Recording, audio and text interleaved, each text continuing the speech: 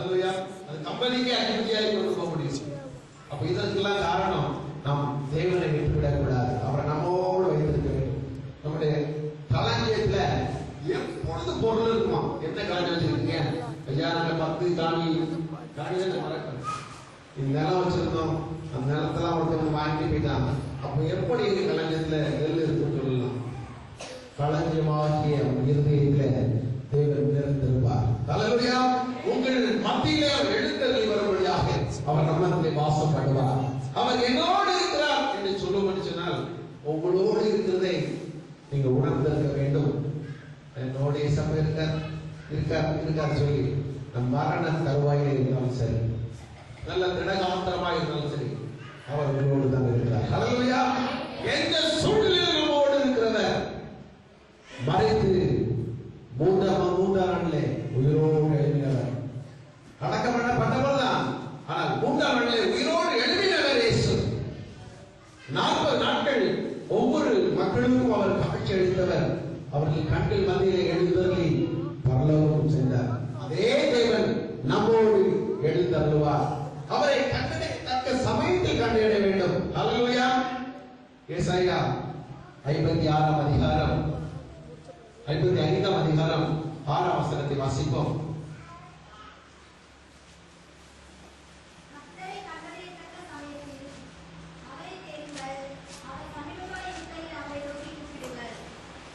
அவரை கண்டடைய வேண்டிய சமயத்தில் கண்டடைய வேண்டும்.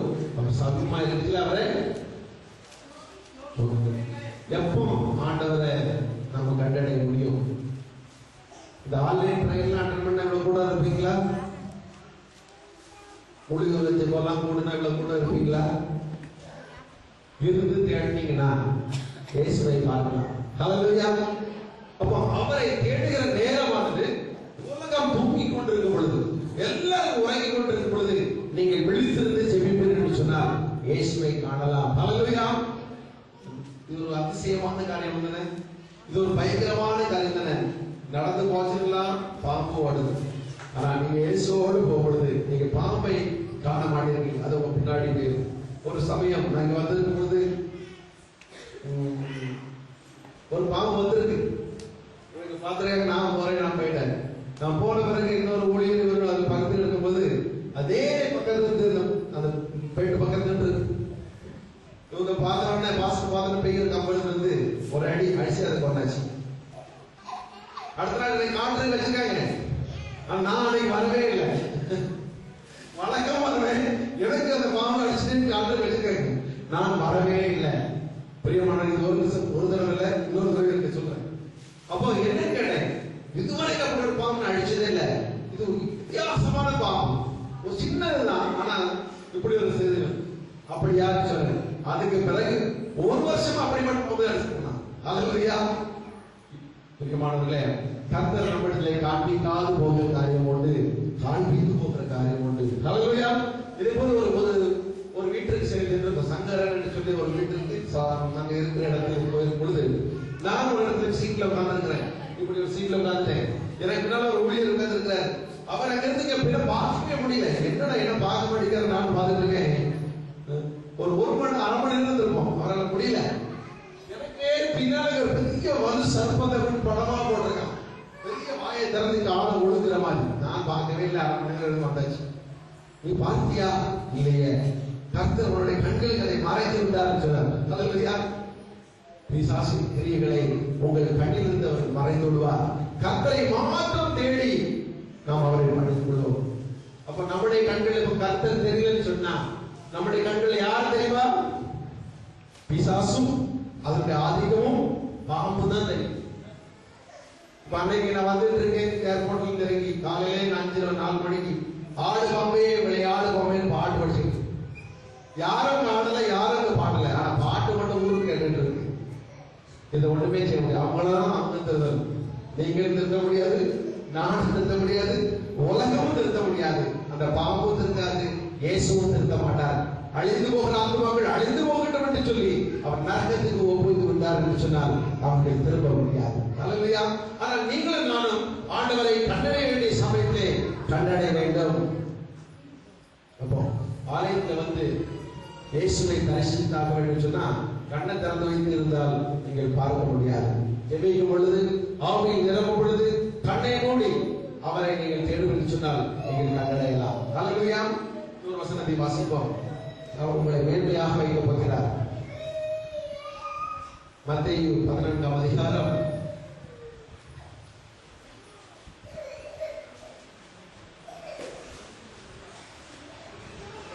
31 முதல் 36 வரை வாசிப்போம்.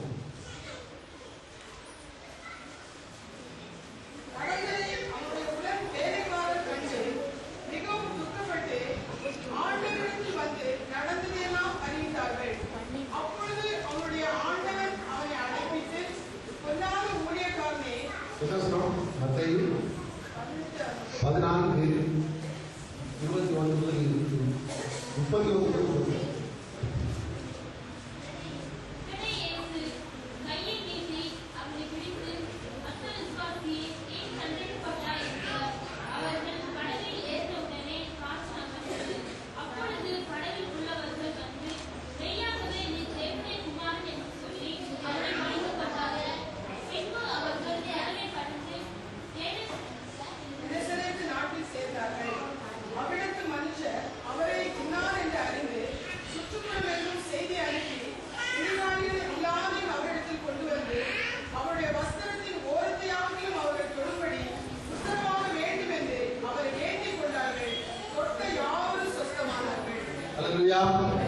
பயங்கரமான தேவன், எரிச்சலுள்ள தேவன். அவர் போகிற இடமெல்லாம் மக்கள் அவரை சூழ்ந்து கொண்டார்கள். அவர் மக்களை பார்த்து சொன்னது, அற்ப விசுவாசியே ஏன் சந்தேகப்பட்டார்? நம்மள விசுவாசிங்க தான், சில நேரத்தில் ஒரு அற்ப விசுவாசியா மாறிடுறோம். அப்போ ஏன் சந்தேகப்பட்டாய் என்று சொல்லி கேட்கிறார். என்னுடைய பையன், 2வது பையன் சைக்கிள் தொழுது ஒரு 5 வருடத்துக்கு முன்பதாக நினைக்கிறேன், 4 வருடத்துக்கு முன்பு இந்த முகத்தில் அவ்வளவு தோல் போயிடுச்சு. இந்த இடது பக்கத்துல அப்படியே உடனே தேவி ஹாஸ்பிட்டல் கொண்டு போகும்போது அவங்க டீச்சர் போட்டாங்க பஞ்ச வச்சு. அவன் எரியுதுன்னு சொல்லி அப்படி படுத்துட்டான்.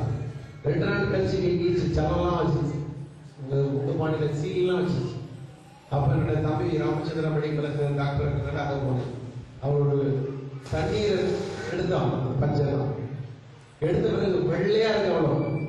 அவ்வளவுதான், இந்த ஸ்கிராட்ச் எல்லாம் போகாது, இது வேற மாதிரி தான் இருக்குன்றது. ஆனால் கர்த்தர் முன்னிருந்த தோலோட நேர்த்தியாய் மாற்றிவிட்டார், ஒரு தழுவும் இல்லாதபடி. ஹல்லேலூயா.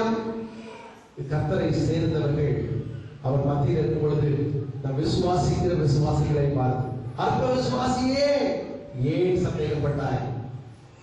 நான் அல்லவோ குணமாக்கிறவர். ஹல்லேலூயா.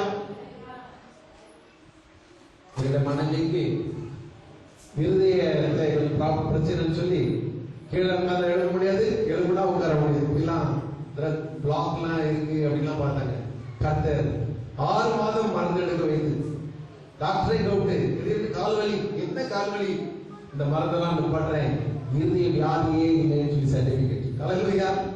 அவங்களுக்கே தெரியாது எப்படி இது நடந்ததுன்னு சொல்லி கர்த்தர் மாற்றி அமைக்கிறார். ஹல்லேலூயா. பயங்கரமான காரியங்களை செய்கிறவர் நம் தேவன். அவர் அதிசயங்களை செய்கிறவர். அவர் உங்களை வேண்டி பார்த்து, அற்ப விசுவாசியே ஏன் சந்தேகப்பட்டாய்? அப்ப நம்ம எப்படி விசுவாசியா இருக்கணும்? நல்ல விசுவாசியாய் மாற வேண்டும். எப்படி நல்ல விசுவாசியை மாறுவது? வேதத்தை வாசித்து தியானித்து அதன்படி நடந்து நல்ல விசுவாசி. சபைக்கு வந்து வராம இருந்து பாஸ்புத்தத்தை தேடி அம்மா வாங்க ஐயா வாங்க நல்ல விசுவாசி இல்ல. நம்மளா ஓடி ஆண்டவரத்துல ஓடி போய் என் தேவன் காத்து இருக்கிறார் சொல்லி வந்தோம்னு சொன்னா நாம் நல்ல விசுவாசி. ஹல்லேலூயா. பிரியமானவர்களே, தேவன் நம்மோடு பெரிய காரியங்களை செய்யும்படியாக காத்திருக்கிறார். தேவன் அங்கே இயேசு வரும்பொழுது வஸ்திரத்தின் ஓரத்தையாவது தொடுபடி உத்தரவு கேட்டார். அப்ப எந்த ஒரு விசுவாசம் இருக்கும்? அந்த வஸ்திரத்தை ஓரத்தை ஒரு துணி தொட்டாலே அவன் உடம்போட வியாதி எல்லாம் மறைந்து போட்டு நம்பினார்கள், விசுவாசித்தார்கள், ஆகையால் குணமடைந்தார்கள். ஹல்லேலூயா. நாம் எப்படி நம்புகிறோம்? நான் இந்த நிலைமையிலே இருந்து 10 வருடம் வாழ்ந்து மடிந்து நான் பரலோகம் சென்றால் போதும் என்று சொல்லி சொன்னார். அப்படியே விடுவார். இல்லை இல்லை இல்லை, என்னை ஆசீர்வதித்து உயர்த்த வேண்டும், நான் அநேகருக்கு ஆசீர்வாதம் இருக்க வேண்டும் சொல்லி நினைத்து அதற்கோசம் அறிந்து நான் பரலோகத்துக்கு செல்ல வேண்டும் சொல்லி இருந்தால் அப்படியே செய்வேன். ஐயோ நான் மறிக்கவே கூடாது, நான் அப்படியே இருப்பேன். யாராவது சொல்ல முடியுமா? நீங்க சொல்லலாம். ஆனா கர்த்தர் நியமித்து